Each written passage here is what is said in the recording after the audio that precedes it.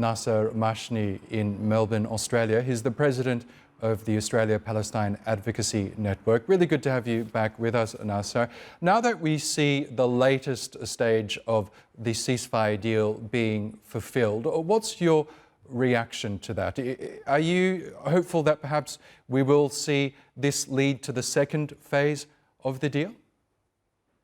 Of course, as Palestinians, we remain hopeful that Israel would honour its obligations to this ceasefire. What we do know is that Israel has steadfastly, earnestly, never adhered to an agreement, whatever it might be.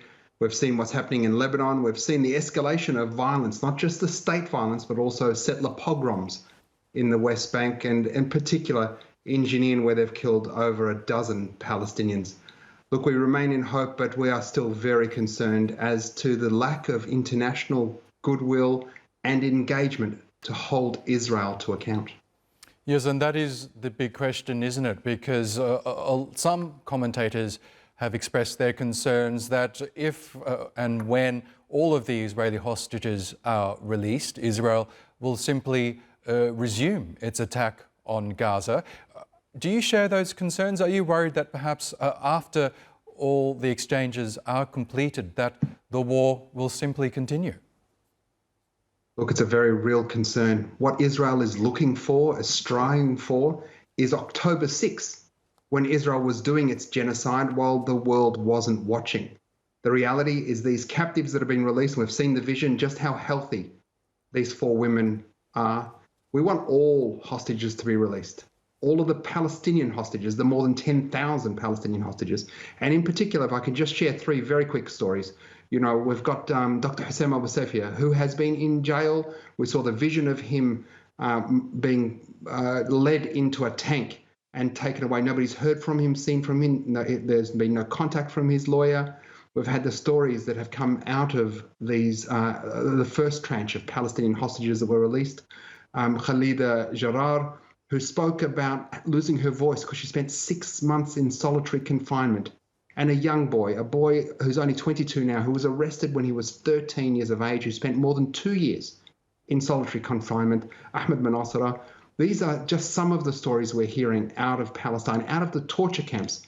And in fact, Israel's own human rights organization, an organization that is used by the United States State Department to gather evidence and to speak about human rights conditions in Palestine, Israel, B'Tselem, has just released a report called Welcome to Hell, the Israeli prison system as a network of torture camps. We need to be speaking about Palestinian hostages and what the Israeli Gulag system, the Israeli torture center, does to them. Nasser, you mentioned the situation in the occupied West Bank, because we know since the ceasefire deal has been in place over the last week, Israel has increased its attacks on various parts of the West Bank.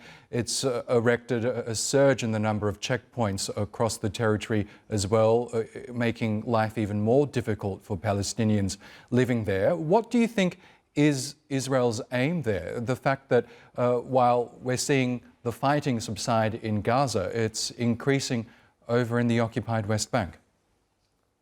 Yeah, look, we know what Israel's endgame is. Israel's endgame is to have as much Palestinian geography as possible with as little Palestinian demography.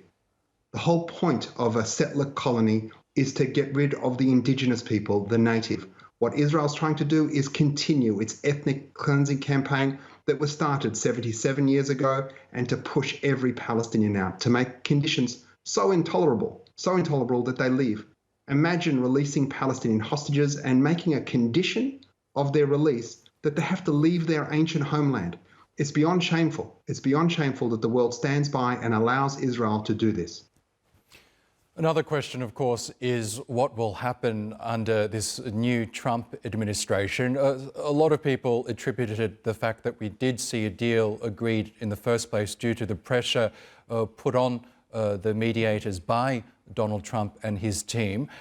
How do you think Trump will continue in terms of the situation in Gaza and the occupied West Bank? Because we know he is a staunch Israeli supporter, some say even more so than the previous Biden administration. Are you worried about what might happen under Donald Trump?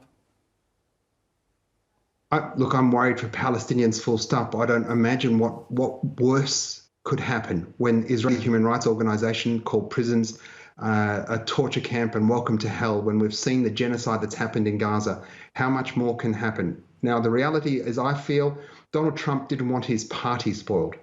And he wanted, as Ronald Reagan negotiated the release of American hostages in Iran to make sure that he won that election and got that celebration for his inauguration, that Donald Trump got this. And we've seen a repayment to Benjamin Netanyahu in the ending of the sanctioning of some extreme settlers, just half a dozen settlers, when the entire rogue state should be sanctioned. Donald Trump has reversed that. I'm not sure what's ahead, but what we do know is that America will be the last country to support Palestinians. What we need is countries of goodwill all over the world to elevate their advocacy for, to boycott, to divest, and to sanction apartheid Israel. Countries like Turkey should have no relations with Israel, and increasingly the rest of the world should do the same.